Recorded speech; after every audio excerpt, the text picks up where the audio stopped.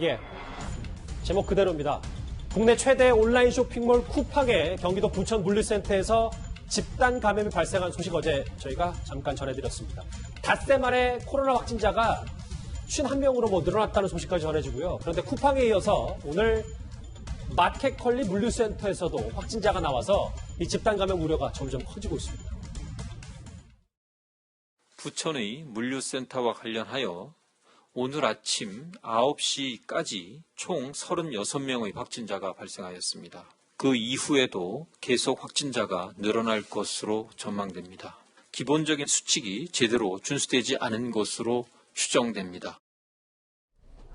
백수영 교수님, 국민들이 걱정하는 건 어느 곳도 다 걱정이지만 특히 물류센터, 배송, 새벽 배송, 신선식품 배달하는 곳에서 이렇게 코로나가 뚫린 건 어찌 보면 큰 걱정일 수가 있거든요. 그렇죠. 그것도 많은 사람들이 지금 집단으로 감염이 되고 있고 또 이 소비자들의 우려는 상당히 클 것으로는 보입니다만은 사실 이게 이론적으로는 가능하지만 전 세계적으로 봤을 때도 아직 감염 경로로서는 예가 없거든요. 예. 또 한 가지 과연 환경 중에 얼마나 살아있을까 또 배송 시간을 생각하면은 사실 감염 우려는 그다지 없는데 그래도 우려는 어쩔 수가 없거든요. 이론상 있기 때문에. 그래서 여러 가지 조심해야 될 부분이 일단 지금 모든 분들이 그렇게 하시고 있는 것 같은데 비대면으로 받고 받은 다음에 개봉할 때는 일회용 비닐장갑 우리 투표할 때 쓰지 않았습니까? 그걸로 일단 개봉을 한 다음에 그 나머지 포장 재료들은 비닐에 잘 포장을 해서 버리게 되면 폐기하게 되면 문제가 없을 것이고 제일 중요한 것은 손을 잘 씻으면은 그 다음에 감염 우려는 없는 것으로 보입니다. 그러니까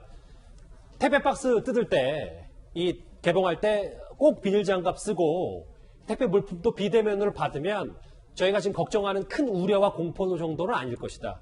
일반적으로는 그냥 뜯고 잘 손만 씻으면 되지만 그 우려가 되시는 분들은 거기까지 하면은 더 이상은 없을 것이다 그렇게 생각을 합니다. 그런데 저는 지금 이 쿠팡 물류센터도 그렇고 마켓컬리 물류센터도 마찬가지고 이게 지금 콜센터나 혹은 여러 가지 그 집단 밀폐, 밀집 시설과 다 연관이 있는 거니까 이게 그러면 앞으로도 이 쿠팡 말고도 기하급수적으로 늘 수밖에 없는 거 아닌가요? 우리가 지금까지 그 부분을 몰랐어요. 물류센터에 적으나 저온, 신선식품일 경우에는 그 저온을 유지하기 위해서 환기가 굉장히 어렵습니다. 예, 그리고 대부분 일용직이기 때문에 하루 일하고 그다음에 또 딴 데 가서 일하고 하기 때문에 파악하기도 어렵고 교육하기도 어렵고 굉장히 접촉이 많아서 수천 명이 지금 진단을 받아야 하기 때문에 실제로 그 주변에서 일을 하셨던 분, 접촉하셨던 분들은 증상의 유무와 상관없이 지난번 클럽 때와 마찬가지로 바로 먼저 선제적으로 자기가 진단을 받아보는 것이 좋을 것 같고 지금 방역당국이 그걸 쫓아가지는 못하고 있습니다. 너무 숫자가 많아서. 이게 지금 보면 마스크도 안 썼고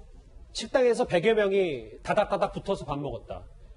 그러면 이게 쿠팡 같은 경우는 국내 최대 온라인 쇼핑몰인데 다른 비교적 영세한 물류센터는 더 걱정이 크고 앞으로 그러면 이게 오히려 백 교수님도 동의하십니까? 신천지 때보다 오히려 더 관리가 어려울 수 있는 산발적 집단 감염이다. 그게 관리가 어려운 부분이 집단 감염이 지금 한 군데서 일어나는 것이 아니고 숫자는 적지만 전국적으로 지금 일어나고 있는 상황이거든요. 예. 더구나 감염원을 알지 못하는 환자들, 신규 확진자들이 5% 이상으로 되고 있어요. 그래서 이 전체적으로 볼 때 이 방역 당국이 빨리 못 쫓아가는 부분, 즉 지금 전체적으로 봤을 때 항상 접촉이 일어난 이후에 진단이 되고 격리가 되는 상황이 계속되고 있어서 이 연결고리를 끊지 못하고 있거든요. 그래서 이 부분은 상당히 우려되는 부분이긴 하지만 이 부분만 해도 그래도 우리 방역당국의 통제가 가능한 부분이기 때문에 언젠가는 멈춰질 수가 있지만 감염원을 알 수 없는 확진자들이 자꾸 나온다는 것은 더 우려스러운 부분은 분명히 있습니다. 글쎄 이게 코로나 시대라서 이제 배달 음식으로 많이 끼니를 해결하고 비대면으로 택배 받으신 분들이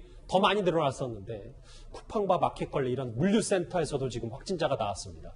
그리고 제 옆에 사진 한 장 좀 같이 보실까요?